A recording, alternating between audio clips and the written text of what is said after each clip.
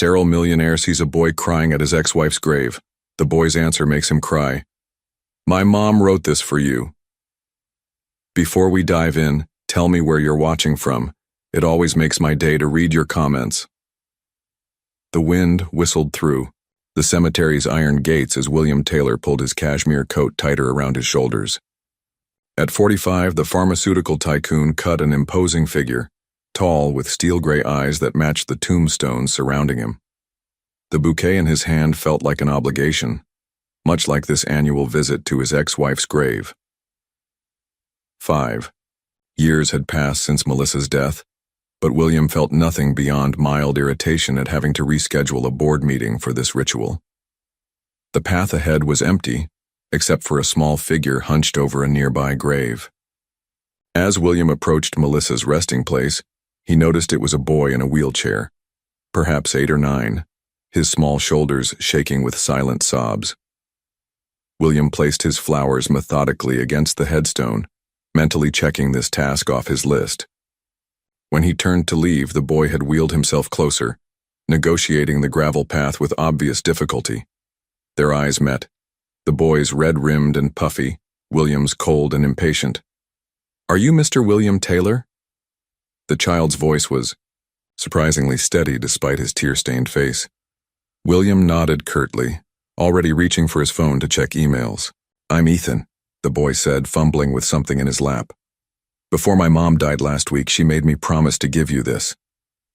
He extended a yellowed envelope with trembling fingers. Something in the boy's determined gaze made William take the letter. The handwriting on the front was unmistakably Melissa's, elegant cursive that once filled love notes in their early days together. William tore it open, his practiced composure cracking as he read, William, this is our son Ethan. The doctors were wrong. You weren't sterile. I discovered I was pregnant after our divorce, but your clear hatred of children and what you called weakness made me keep him from you. Now that I'm gone, he has no one. Despite everything, I believe there's still good in you. He's yours, William. Please don't punish him for my decisions. The paper trembled in William's hand as his eyes darted between the letter and the boy. The resemblance was suddenly, terrifyingly clear. Ethan had his jawline, his eyes, even the way his eyebrows furrowed in concentration. Where are you staying now? William managed, his voice unnaturally tight. Nowhere, sir. The lady from services said they're finding me a special home tomorrow because of my... Ethan gestured at his wheelchair, sorry, in my condition. William stood frozen, staring at this child, his child, frail in a wheelchair, with a medical condition he knew nothing about, looking up at him with a mixture of hope and resignation. For the first time in decades, William Taylor had absolutely no idea what to do next. William's sleek Bentley pulled up to his mansion's circular driveway, the wheelchair awkwardly folded in the trunk. The drive from the cemetery had been silent, with William making urgent calls to his lawyer and Ethan staring out the window, clutching a small backpack containing his entire life. This is temporary, William stated flatly as his housekeeper. Mrs. Winters helped maneuver Ethan inside. The mansion echoed with emptiness, marble floors, minimalist furniture, abstract art that cost millions but conveyed nothing of warmth. The East guest suite, William instructed Mrs. Winters, refusing to meet Ethan's eyes. And arrange for a nurse, someone with experience in these matters. That night, alone in his study, William poured himself a scotch and studied the letter. Again, doubt coursing through him. Melissa had to be lying. The doctors had been definitive. He was sterile, had been since birth. A convenient excuse when she wanted children and he didn't. His mind drifted to their last fight. There are thousands of children who need homes, William, Melissa had pleaded. I didn't build an empire to waste it on someone else's discarded genetics, he'd replied coldly. The memory made him wince now. William opened his laptop, typing, neurodegenerative conditions in children, with trembling fingers. As medical terms and prognoses filled his screen, something inside him clenched. He slammed the laptop shut and ordered his assistant to arrange a DNA test immediately. Later, passing the guest room, William heard soft crying. He paused, hand raised to knock, then lowered it. Comfort wasn't in his repertoire. Instead, he called the lab, demanding the DNA results be expedited. "Sir," his assistant reminded him, "it's 2 a.m. "I don't care if it's Judgment Day," William snapped. "I want those results tomorrow." The next morning, William found Ethan silently observing the garden from his wheelchair on the terrace. Morning light caught the boy's profile, and the resemblance struck William again, undeniable despite his desperate wish to deny it. "The doctors say I'll need the wheelchair all the time soon," Ethan said without turning. "It's getting harder to stand each month." The clinical detachment in the child's voice, so like his own when discussing uncomfortable truths, unsettled William deeply. "I've arranged for a specialist to examine you," William said stiffly. "And a nurse arrives today." Ethan finally turned, to him eyes disconcertingly direct. "You don't have to keep me, you know. Mom said you might not want to." Something in those words, the resignation, the expectation of rejection, pierced William's carefully constructed armor. For a brief moment, he saw himself at 9, standing before his own father, being told he wasn't good enough, strong enough, worthy enough. "We'll wait for the test," William replied, his voice softer than he intended. "Until then, this is where you stay." As he walked away, William couldn't explain the strange relief he felt when Ethan called after him. "I like your garden. Mom never had space for flowers." The DNA results arrived by courier 2 days later. William locked himself in his study to open the envelope, hands uncharacteristically unsteady. The clinical language blurred before his eyes, but one phrase stood out with crystal clarity: 98% probability of paternity. William sank into his leather chair, the paper slipping from his fingers. Science had betrayed him twice, first with the incorrect sterility diagnosis and now with confirmation that Ethan was indisputably his son. A sharp knock interrupted his thoughts. Rebecca, the pediatric nurse he'd hired, stood in the doorway, her expression tense. "Mr. Taylor, there's a Ms. Daniels here from Social Services. She insists on speaking with you regarding Ethan." In the living room, a stern woman with practical shoes and a folder thick with documents waited. "Mr. Taylor, I'm concerned about the sudden placement of a special needs child in your home without proper evaluation or preparation." William's jaw tightened. "I've hired specialists and ordered equipment." "It's not about money," Ms. Daniels countered. "Ethan has specific physical and emotional needs. His condition is progressive. Are you prepared to watch your son lose his abilities one by one? To help him process that grief?" The word son hit William like a physical blow. "We have an excellent specialized foster facility that—" "No." William's voice cut through the room like steel. "Ethan stays here." Her eyes narrowed. "Mr. Taylor, forgive my bluntness, but your reputation precedes you. You've built an empire by prioritizing profits over people. Why should I believe you can suddenly prioritize a child's needs?" Something ignited in William's chest. Anger, pride, or perhaps something deeper he couldn't name. "Because he's my son." The words felt foreign on his tongue. "And I protect what's mine." After she left, William found himself drawn to his company's research archives. Hours later, horror washed over him as he discovered an abandoned research project focused on Ethan's exact condition. He'd personally killed the funding 8 months ago when profit projections fell short. Not enough affected patients to justify development costs, read his own callous notes. Bile rose in his throat as he realized his business decisions had directly impacted his son's chances. Years of ruthless cost-cutting, of treating rare diseases as unprofitable ventures. How many other children had he condemned through spreadsheet calculations? William found himself outside Ethan's room, watching the boy struggle to transfer from his wheelchair to the bed. His son's determination was evident in every labored movement, every grimace that quickly disappeared when he thought someone might see. When Ethan nearly fell, William instinctively stepped forward, then froze. What? Right, did he have to help now? How could hands that had signed away research into his son's cure offer comfort? "I can do it," Ethan said firmly, not looking up. "Mom taught me how." After one more painful attempt, Ethan succeeded, settling into bed with the quiet dignity of someone accustomed to fighting battles alone.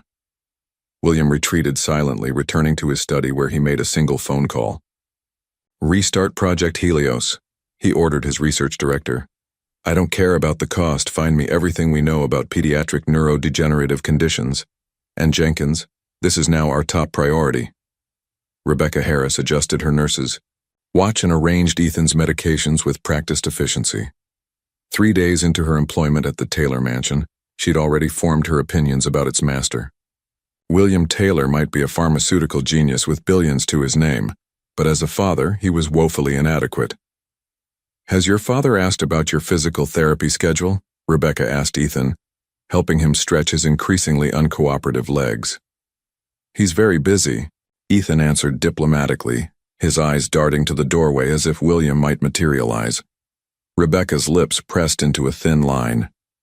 Too busy for his own son? Later that afternoon, as Rebecca wheeled Ethan through the mansion's sprawling first floor, they discovered a grand piano in a rarely used sitting room. Dust covers suggested it hadn't been played in years. "I used to have lessons," Ethan said softly, his eyes lighting up for the first time since arriving.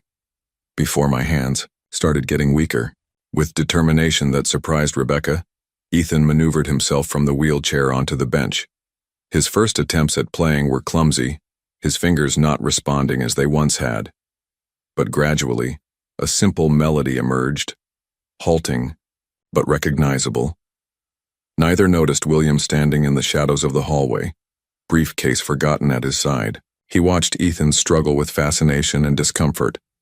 The boy's face reflected intense concentration, joy when notes came correctly, and stubborn resolve when they didn't. William recognized that expression. It was the same one he wore when tackling seemingly impossible business challenges. That genetic connection unsettled him more than any DNA test. When Ethan's fingers finally faltered completely, his frustration manifested in a single tear he quickly wiped away. As he attempted to return to his wheelchair, his weakened legs buckled. William instinctively stepped forward, then froze as Rebecca appeared, helping Ethan safely back into his chair. "You did wonderfully," she assured him. "No, I didn't," Ethan replied with brutal honesty. "But I'll try again tomorrow." Later, Rebecca confronted William in his study, her professional demeanor barely concealing her disapproval. "He needs his father, Mr. Taylor, not just your money or your hired help." William looked up coldly from his laptop. "What he needs is medical care I can provide. Sentiment won't cure progressive myofibrillar myopathy." Rebecca's eyes widened at his clinical assessment. "You researched his condition?" "I know everything about it," William replied, his voice mechanical. "Average prognosis, treatment options, success rates." He turned back to his screen. "I've restructured my entire research division to explore innovative approaches. And yet you can't restructure your schedule to have dinner with him." "Ms. Harris," William said with dangerous quietness, "I hired you to care for my son's physical needs, not to critique my parenting." Rebecca stood her ground. "Your son needs both medicine and love, Mr. Taylor. Which one are you afraid of providing?" After she left, William remained motionless, her words echoing uncomfortably. On his screen, research summaries and medical journals glowed with cold facts and statistics about Ethan's condition. William understood these. They were quantifiable, manageable. What he couldn't quantify was the hollow feeling in his chest when he'd watched Ethan struggle at the piano, or the unfamiliar urge to help when the boy had almost fallen. For a man who had built an empire on certainty and control, these new emotions were as frightening as they were foreign. The morning began with chaos at Taylor Pharmaceuticals. William stormed through the executive floor, his face a thundercloud of rage. "You're telling me we sold the myofibrillar myopathy research to Nexus?" he demanded, slamming a folder onto the conference table. His executive team shifted uncomfortably. "Sir, you approved the sale 6 months ago," his CFO reminded gently. "The project was deemed financially non-viable and Nexus offered 3 times its value." William's jaw clenched. What had seemed like brilliant business strategy months ago now felt like betrayal. Those files contained potential treatments for Ethan's condition, sold to competitors because of his own ruthless profit calculations. For 3 days, William disappeared into his home office, emerging only for coffee as he reviewed every scrap of research his company had retained. Phone calls to scientists went unanswered, while Ethan ate meals with Rebecca, glancing occasionally at the closed office door. On the 4th day, William finally emerged, hollow-eyed and unshaven. He found the house quiet and followed the sound of soft humming to the garden. Ethan sat in his wheelchair beneath an oak tree, a sketchpad balanced on his knees. His hand moved slowly across the paper, each stroke deliberate and careful. William approached quietly, expecting the boy to startle. Instead, Ethan merely glanced up, then returned to his drawing. "You're finally out of your cave," Ethan observed matter-of-factly. William blinked, surprised by the directness. "I had work to do." "Mom said you were always working. She said that's how you change the world." Ethan's hand trembled slightly as he continued drawing. She wasn't mad about it. William found himself speechless at this unexpected absolution from Melissa beyond the grave. "What are you drawing?" he asked finally. Ethan hesitated before turning the sketchpad. William's breath caught. It was him, rendered with surprising skill for a 9-year-old. The portrait captured not just his features but something deeper, the intensity in his eyes, the tension in his jaw. "Mom had pictures," Ethan explained. "She said I got my drawing ability from your side of the family." William recalled his mother's watercolors, hidden away after her death when his father deemed art a frivolous pursuit. "She was wrong about one thing," Ethan continued, returning to his sketch. "What's that?" "She said you were a good man who forgot how to show it." Ethan's strokes became firmer. "You don't seem like you forgot. You seem like you never knew." The brutal honesty, delivered without malice, struck deeper than any boardroom confrontation. Before William could respond, dark clouds that had been gathering suddenly opened. Large raindrops pelted them as thunder rumbled. Ethan struggled to gather his art supplies as the rain intensified. Without thinking, William scooped him up, leaving the wheelchair as he dashed toward the house. Ethan was lighter than he expected, frighteningly fragile in his arms. The boy instinctively wrapped his arms around William's neck, the first real physical contact between them. Inside, William set Ethan on a sofa, both of them dripping onto the expensive upholstery. He turned to call for Rebecca, but paused when he realized Ethan had fallen asleep almost instantly, his small body exhausted from the simple act of drawing. William stood watching his sleeping son, the portrait clutched forgotten in his hand. Something unfamiliar stirred in his chest, not pity, not obligation, but something more complex and uncomfortable.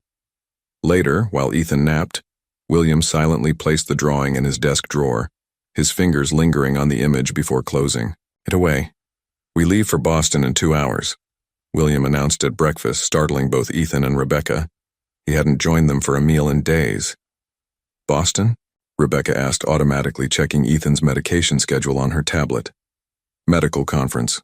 3 days." William's eyes darted to Ethan, then away.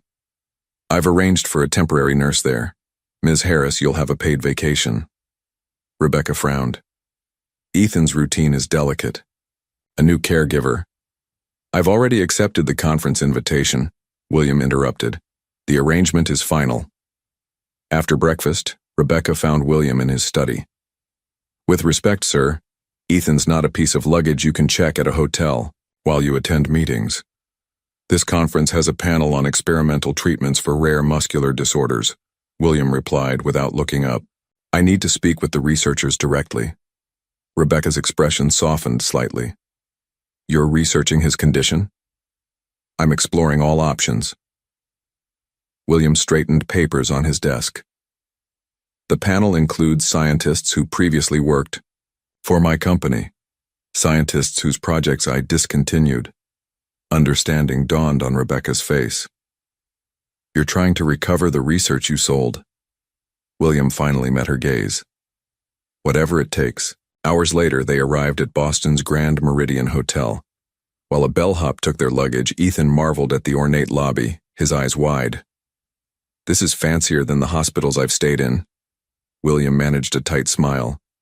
"The penthouse. Suite is accessible, I made sure." Later that evening, William adjusted his tie before the conference reception. He'd arranged for a local nurse named Julia to stay with Ethan. "Which companies will be there?" Ethan asked unexpectedly, watching. William, "Prepare. Most major pharmaceutical firms. Why?" Ethan shrugged.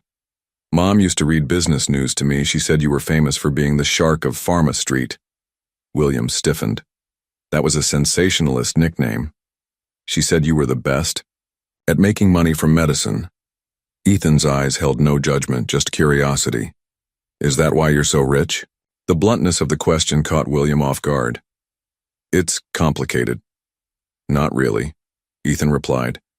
"You either help people get better and make money, or you just make money." Before William could respond, the nurse arrived, saving him from answering. The conference reception buzzed with industry elites. William navigated the crowd with practiced ease, shaking hands and exchanging pleasantries while mentally mapping which researchers he needed to corner regarding Ethan's condition. "William Taylor," a voice boomed across the room. "The shark himself." Dr. Abe Jenkins approached, a glass of champagne in hand. "Still swimming in profits while patients drown in debt?"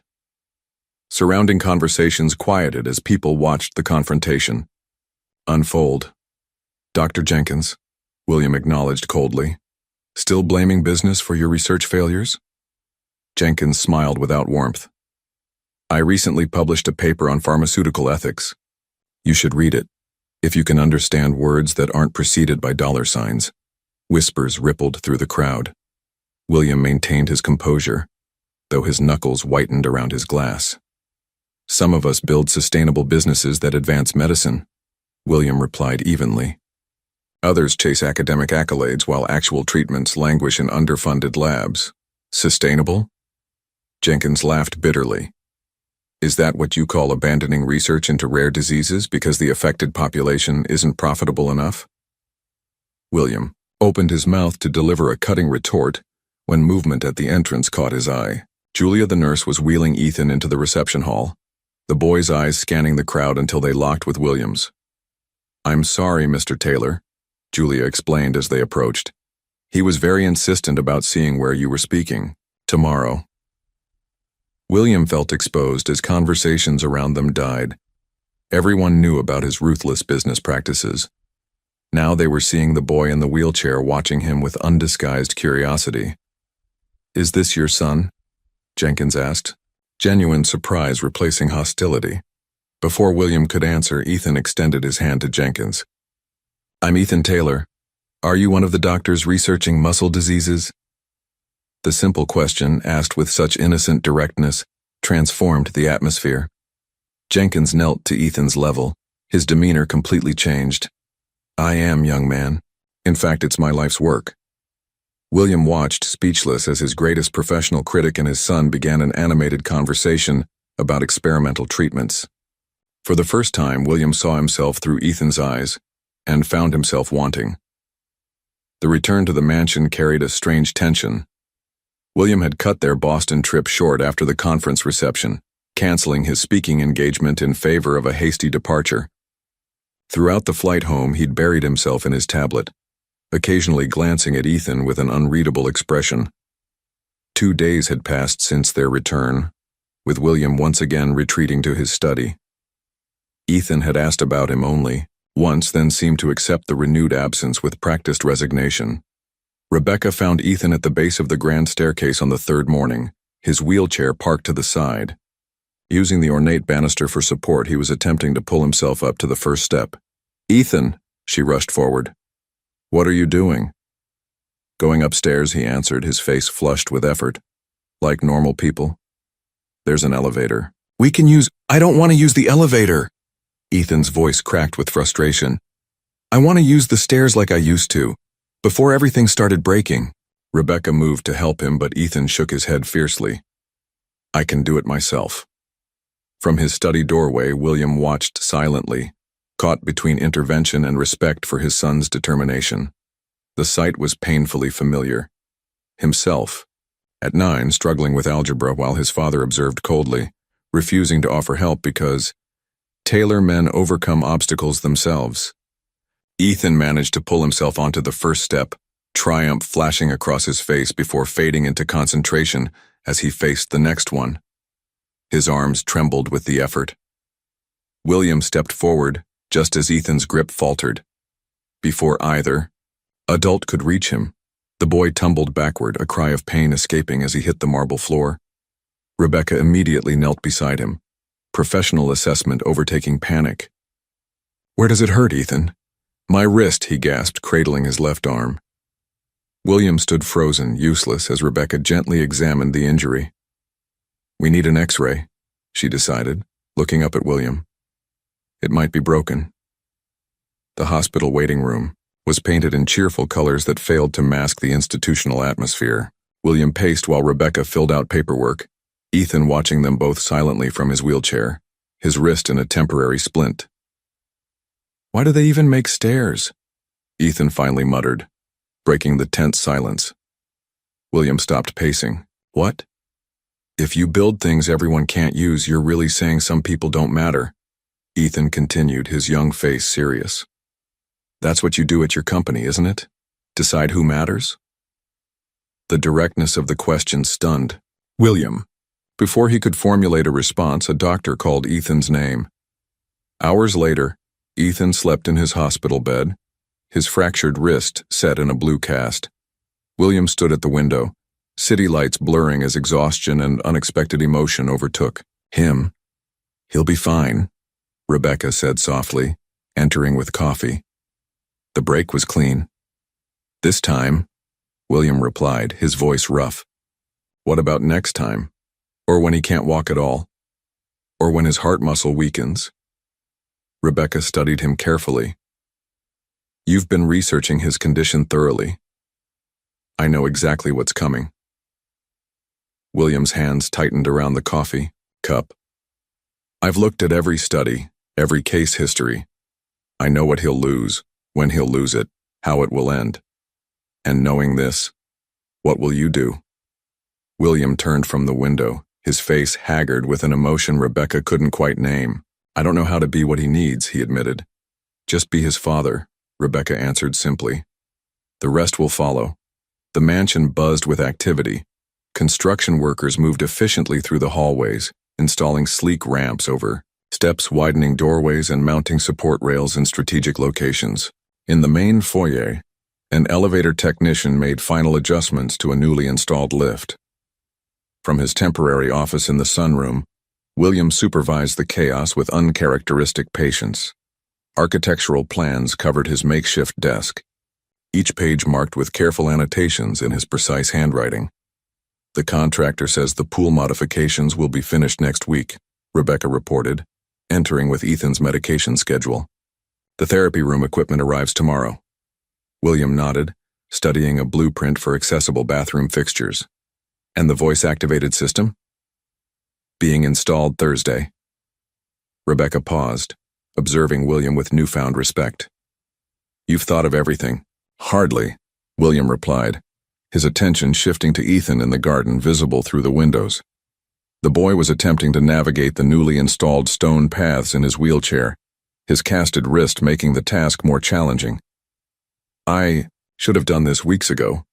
That evening, William knocked tentatively on Ethan's door, a stack of books under his arm.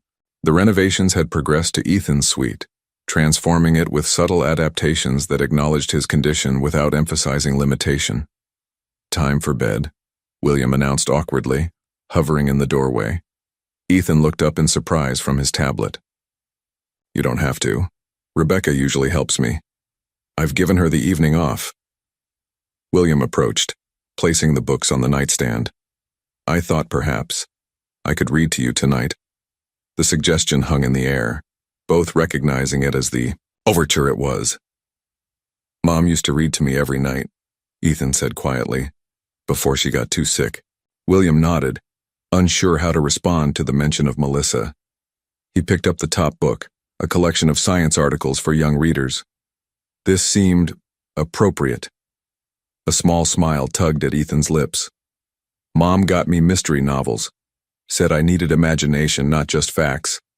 I can get different books tomorrow, William offered quickly. No, this is good. Ethan settled against his pillows. I like science. William began reading mechanically, his businessman's voice flat and unmodulated.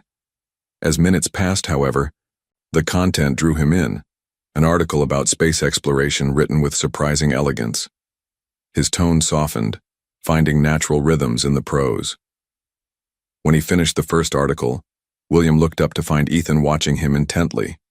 You read differently than Mom, Ethan observed. She did voices. You sound like you're trying to understand every word. I suppose I am, William admitted. Science was always more comprehensible to me than fiction. Why? The simple question caught William off guard. Fiction is unpredictable. Science follows rules. Like business? Ethan asked shrewdly. Yes. William considered his next words carefully. In business, decisions are based on data, probabilities, return on investment. It's orderly. Ethan nodded thoughtfully. Is that why you stopped that research? The one Dr. Jenkins mentioned for people with conditions like mine? Because the numbers didn't work? The directness of the question struck William like physical impact. He could have deflected or dismissed it as childish simplification. Instead, looking into eyes so disconcertingly like his own, he chose honesty. Yes, and I was wrong. The admission hung between them, weighty and transformative. Read another, Ethan requested after a moment, pointing to an article about deep-sea exploration. Later, as Ethan drifted to sleep, William remained seated beside the bed, watching the steady rise and fall of his son's chest. On the nightstand lay the science magazine, alongside medication bottles, a water glass, and a small framed photo of Melissa that Ethan kept close. For the first time, William truly looked at the photograph, Melissa laughing, her arm around a younger, healthier Ethan. She'd aged since their divorce, lines of hardship etched around her eyes, but her smile remained unchanged, genuine, warm, everything his had never been. I'm trying, he whispered, unsure whether he was addressing Melissa's photograph, the sleeping boy, or some part of himself long suppressed. I don't know if it's enough, but I'm trying. The cabin overlooked a pristine lake, its weathered wooden deck extending almost to the water's edge. Unlike William's mansion, this retreat was cozy rather than imposing, rustic but comfortable, with wide doorways and a newly installed ramp, the only hints of its accessibility modifications. You own this place? Ethan asked, maneuvering his wheelchair onto the deck, his cast recently removed but a brace still supporting his healing wrist. My grandfather built it, William replied, setting down their bags. Before the Taylor fortune, before pharmaceuticals, he was a doctor in a small practice. Ethan squinted at William. You don't seem like someone who goes fishing. A small smile touched William's lips. I haven't been here in 20 years. Not since before. He trailed off, memories surfacing of bringing Melissa here once, early in their marriage. Before what? Before I became the person everyone thinks I am. Rebecca had argued against the weekend getaway, citing medical concerns, but William had been adamant.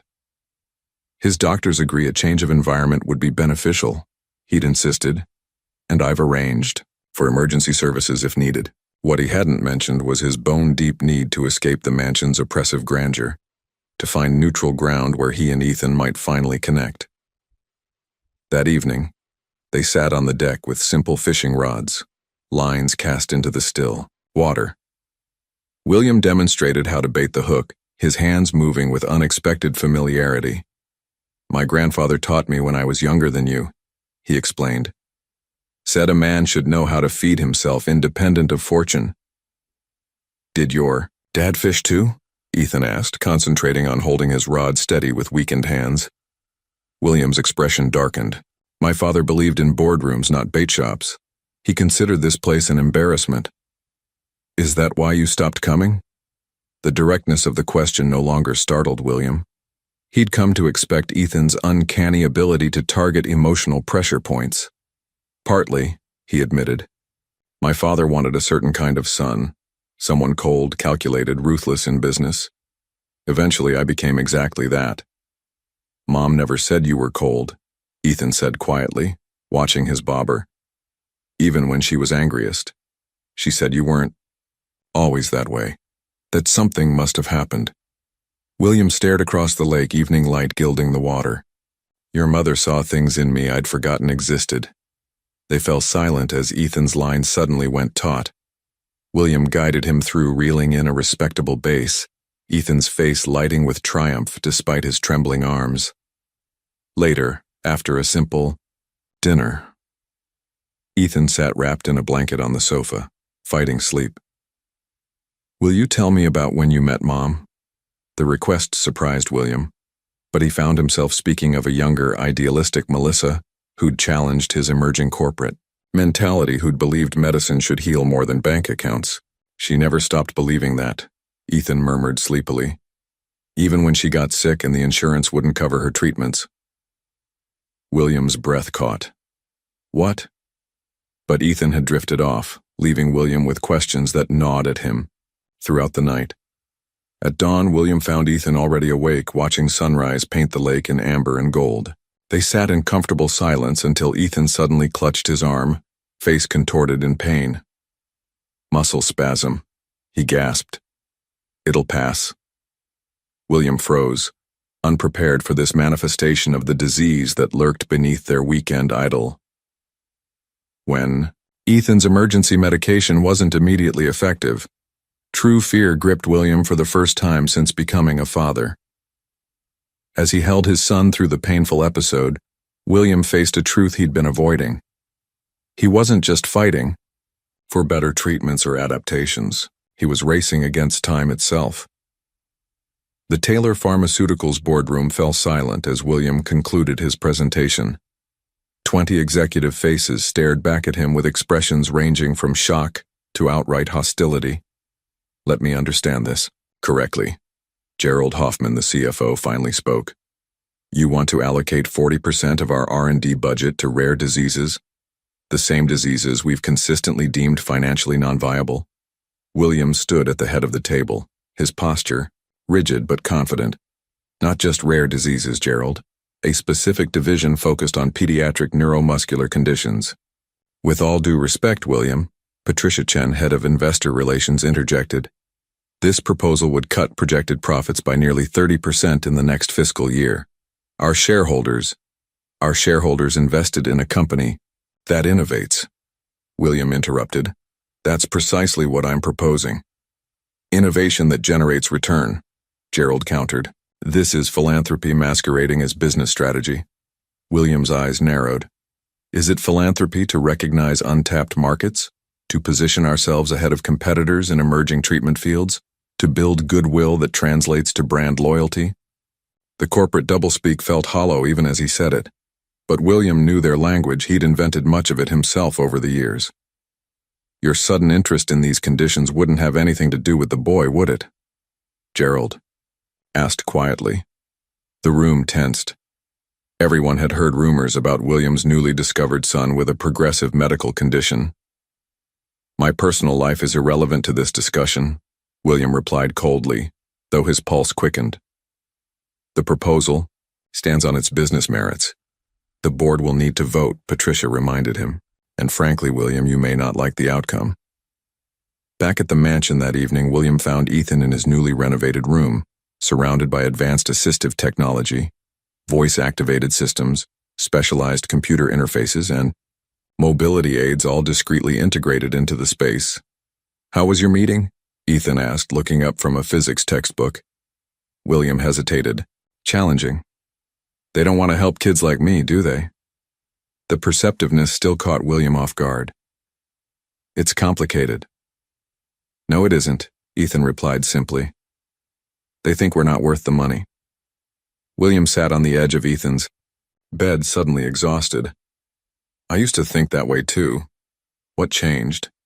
Ethan asked, though his expression suggested he already knew. Before William could answer, his phone rang. Rebecca calling from downstairs. "Sir, Dr. Matthews is here for Ethan's evaluation." The specialist's visit was lengthy and thorough. William observed from the corner as Dr. Matthews put Ethan through a series of assessments, measuring strength, coordination, and respiratory function. The doctor's expression remained professionally neutral, but William had spent decades reading subtle cues in business negotiations. "How bad?" William asked bluntly once Ethan was resting. Dr. Matthews removed his glasses. "The progression is concerning, faster than we'd hope, his respiratory function particularly. Treatment options? Standard protocols for now, but there's an experimental treatment showing promise." "Unfortunately, cost is no object," William interrupted. "It's not about cost, Mr. Taylor, it's about access. The treatment is still in trials with very limited spots." William's phone buzzed with an urgent message from his office. The board had called an emergency session for the following morning.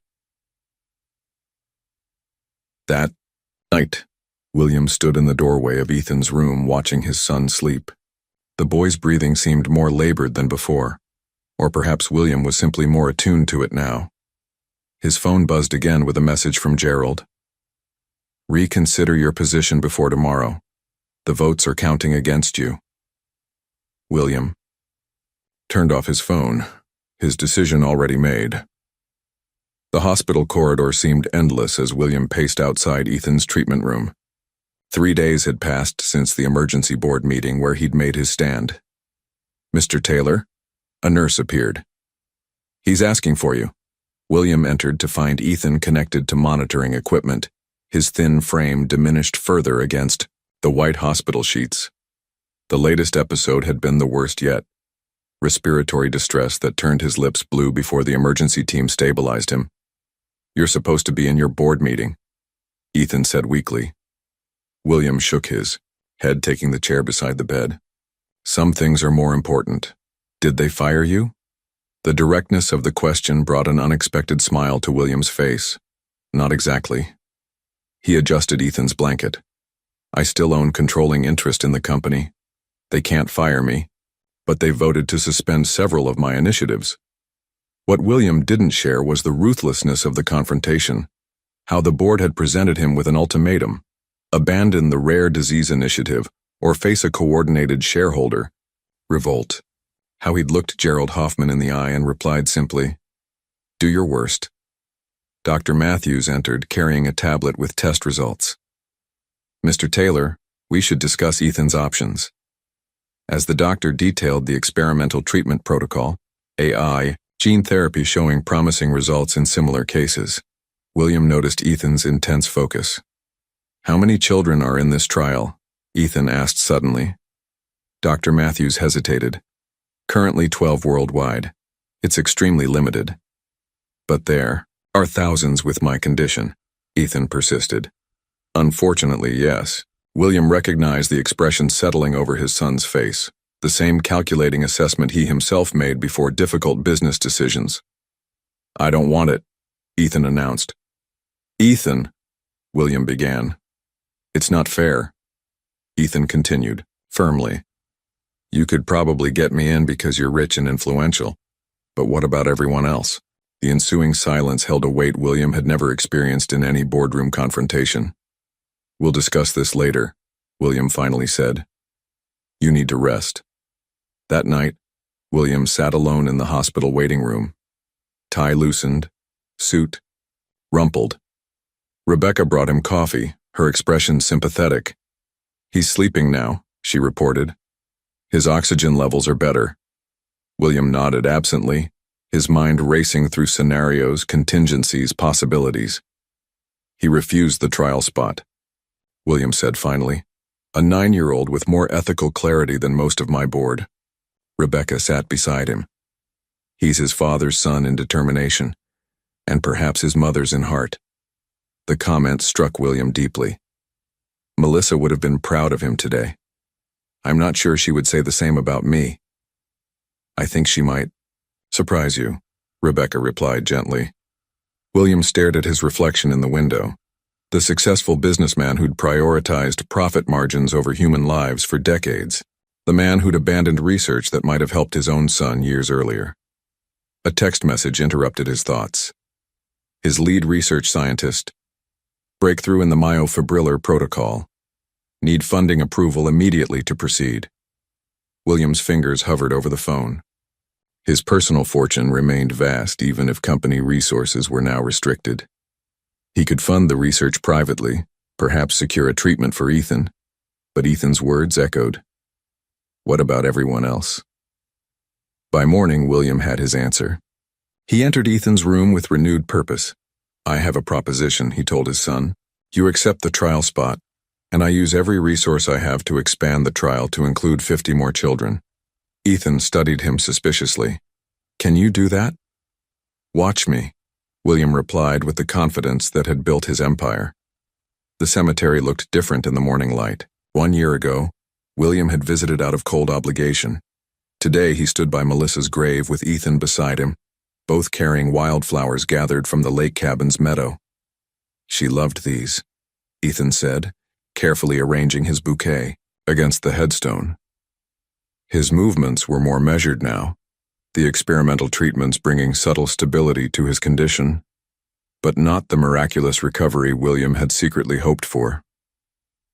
William watched his son with a mixture of pride and lingering sadness. 6 months into the expanded trial program, Ethan had become something of a leader among the participants, his resilience inspiring children and parents alike.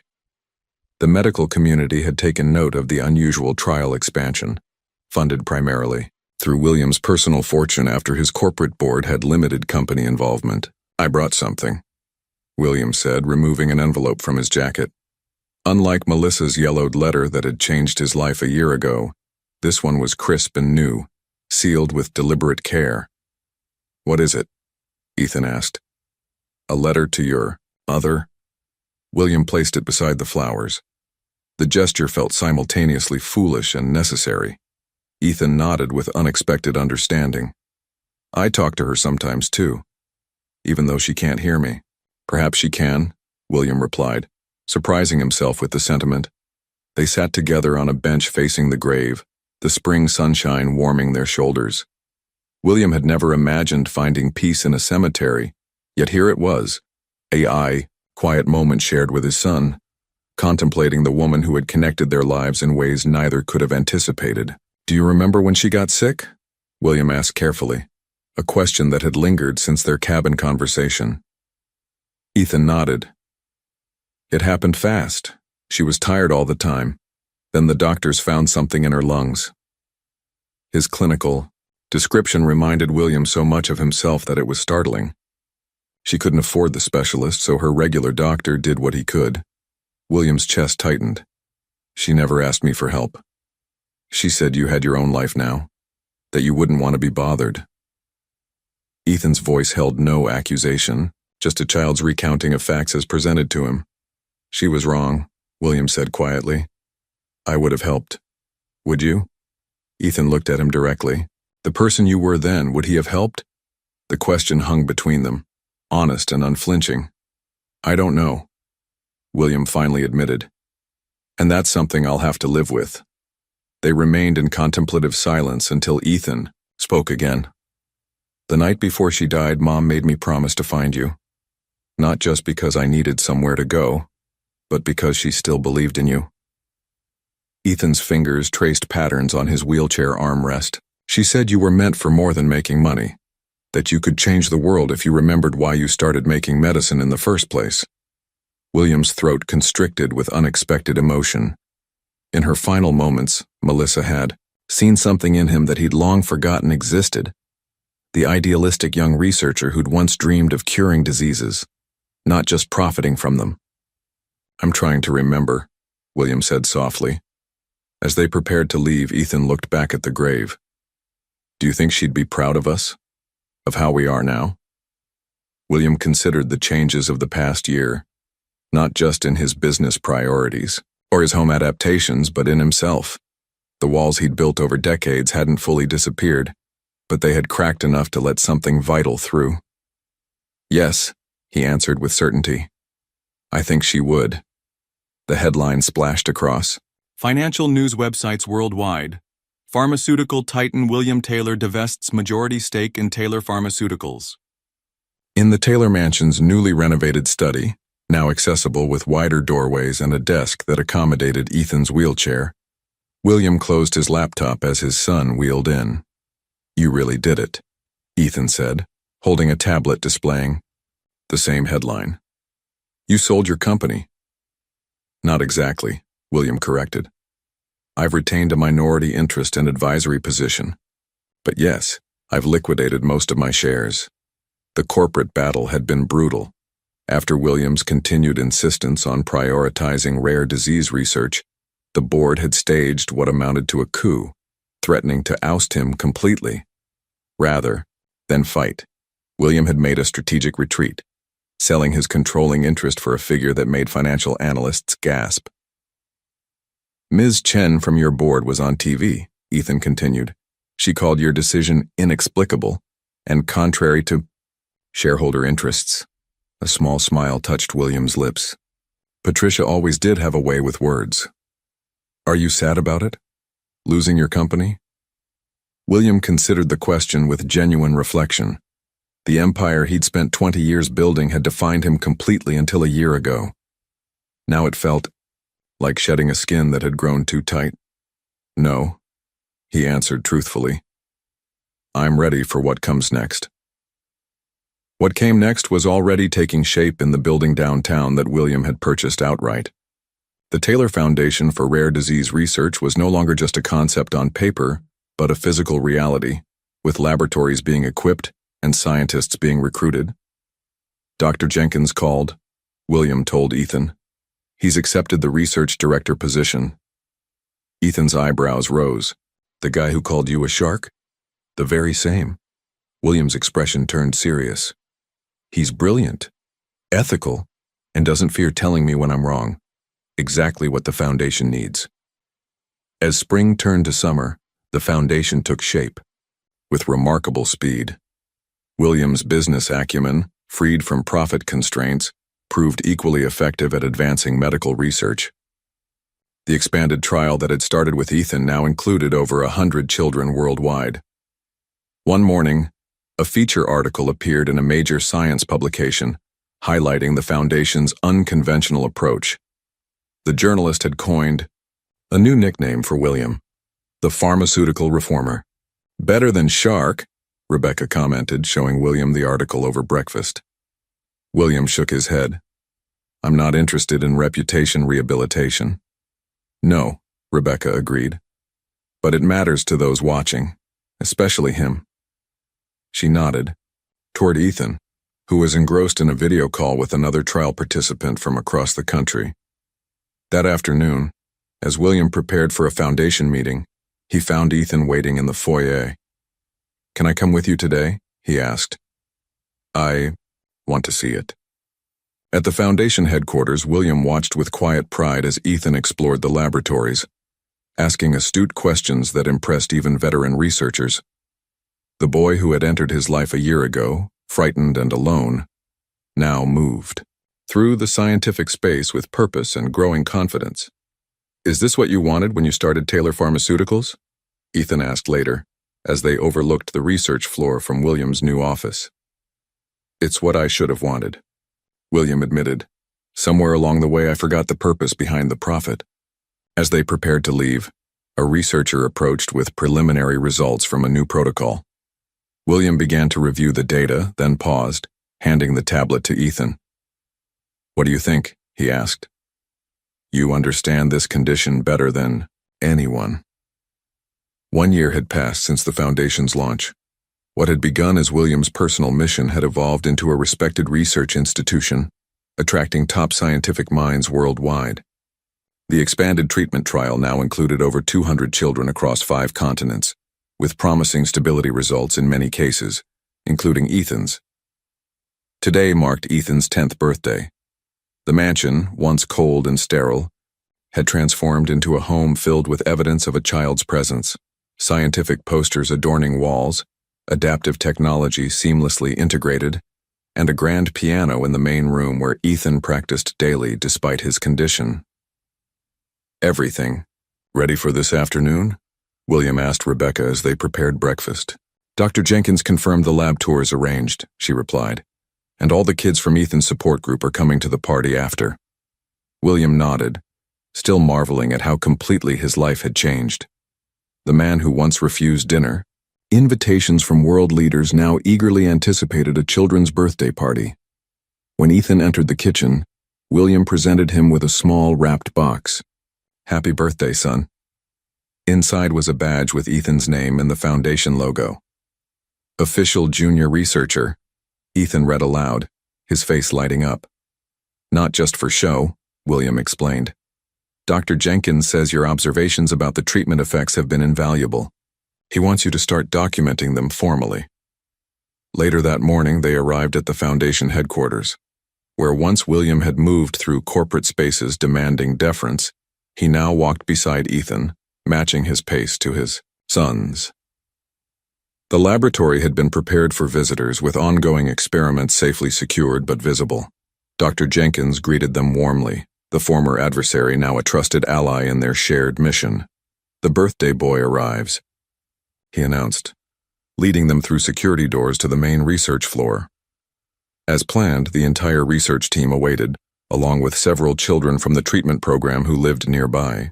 What William hadn't expected was the presentation screen displaying Project Ethan, the formal name of the Foundation's flagship research initiative.